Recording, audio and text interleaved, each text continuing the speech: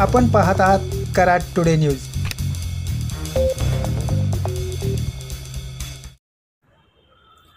शेकडो वर्षाची परंपरा असलेला मोहरम सण आज कराड शहर व परिसरात साजरा करण्यात आला।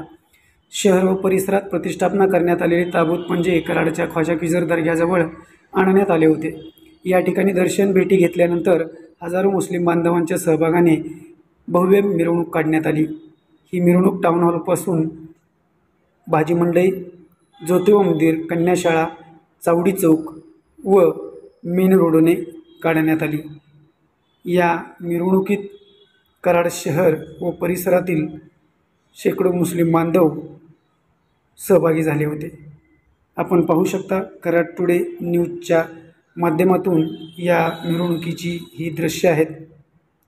त्याचबरोबर सांगली जिल्ह्यातील कडेगाव येथेही हिंदू मुस्लिम ऐक्याचे प्रतीक असलेल्या गगनचुंबी ताबुतांच्या भेटी पाहण्यासाठी हजारो मुस्लिम बांधवांनी मोठी गर्दी केली होती।